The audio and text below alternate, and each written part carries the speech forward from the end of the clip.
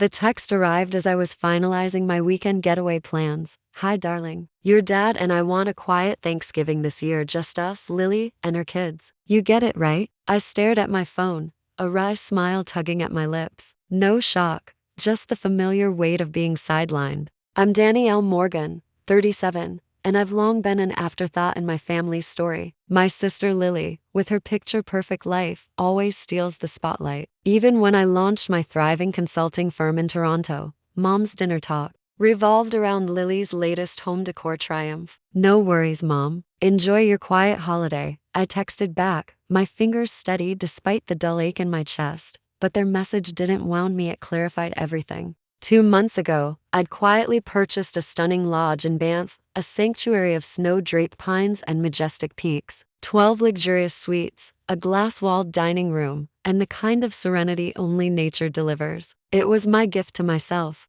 after years of being the overlooked daughter, and I wasn't about to spend Thanksgiving alone. While my immediate family made their priorities clear, my extended family never did. Aunt Rosa, who never missed my science fairs when my parents bailed, Uncle Victor, who drove me to college when Dad was too busy, cousins who celebrated my wins and texted on my birthday. When I invited them to the lodge for Thanksgiving, their replies flooded in with joy. Aunt Rosa, flights booked. Can't wait. Uncle Victor, this lodge is unreal. Cousin Tara, sleigh rides? I'm already emotional. Cousin Nate, bringing my camera, this is epic. 21 of them confirmed, filling every suite. No room needed for Mom, Dad, or Lily. I planned it all. A local chef crafting gourmet meals, snowshoe hikes, fireside wine tastings, and a Thanksgiving feast rooted in love, not obligation. They wanted their space, they'd get it. Meanwhile, we'd carve turkey under a starlit sky, leaving them to wonder what they'd missed. Another text buzzed.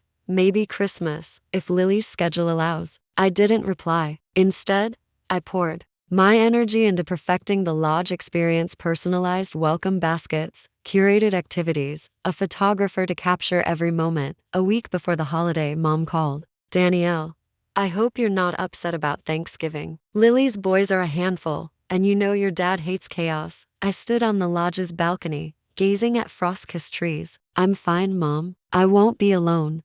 Her surprise was almost comical. Oh, with coworkers or something. Something like that, I said, hanging up as Aunt Rosa and Uncle Victor arrived early to help. Your parents have no idea what they're missing, Rosa whispered, hugging me tight. They'll find out, I replied with a grin. The days that followed were pure magic. Cousins arrived with their families, nieces and nephews tumbled in the snow, and laughter echoed through the lodge. On Thanksgiving Eve, we gathered under golden string lights on the terrace. I raised my glass to family, the ones who show up, not just when it's convenient. 21 glasses clinked, and I knew this would be unforgettable. Thanksgiving morning was a dream. Cinnamon rolls and roasting turkey filled the air with warmth. The chef wove Canadian flavors into classics: maple glazed carrots, cranberry stuffed squash. Cousins played tag by the fireplace, while Uncle Victor taught the kids to build snow forts. My phone buzzed. Lily,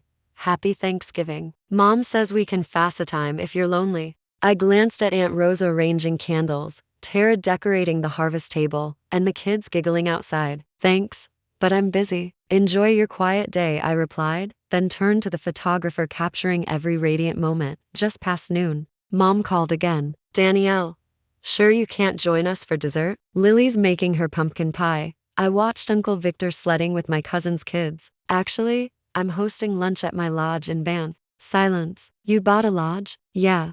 A couple months ago. Didn't want to disrupt your plans. Her voice faltered as laughter spilled through the line. Who's there? Oh, just family: Aunt Rosa, Uncle Victor, the cousins, their kids. Everyone but you, Dad, and Lily. I paused. It's been an incredible week: wine tastings, sleigh rides, the works. Her stunned silence said it all. The feast was a masterpiece: maple roasted turkey, truffle stuffed mushrooms, cranberry brio bread pudding, paired with Okanagan Valley wines. Candles flickered under a sunset sky of amber and coral. My phone buzzed with ignored texts from Lily and calls from Mom and Dad. I stayed present, laughing at Uncle Leo's wild stories, watching little Grace sneak extra pie, cheering as cousin Nadia nearly toppled her wine glass with an enthusiastic toast. That evening, Lily added me to her Instagram close friends first. I knew what was coming. The photographer's images hit social media the next morning. Glowing dinners, snowball fights, candlelit tables against mountain vistas. Aunt Rose's album captioned, "When one door closes, another opens in the Rockies. Thank you, Danielle."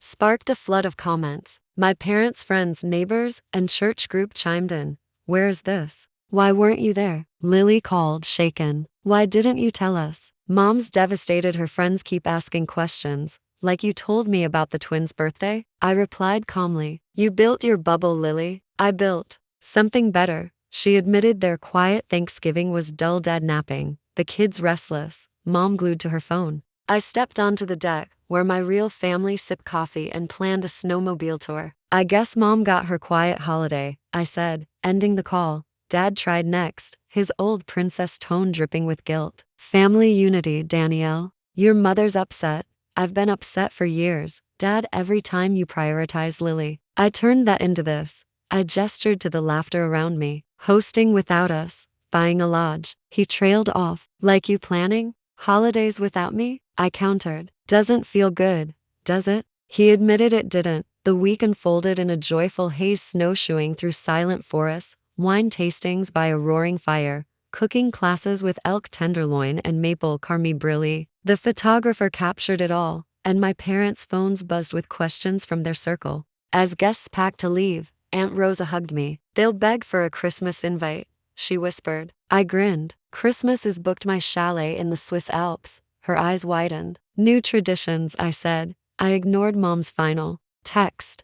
"Honey, about Christmas. Let them wonder. Let them feel the sting of exclusion." Standing on my Banff Lodge's deck, envisioning alpine slopes, I knew I'd never spend another holiday unwanted. If you've ever been overlooked, underestimated, or pushed aside, this is for you. You're allowed to build your own joy, your own family, your own traditions. Comment below what part of this story hit home. What would you do in my shoes? I read every word, and your support fuels this journey. Subscribe if you're ready to carve out your own space and write your own story.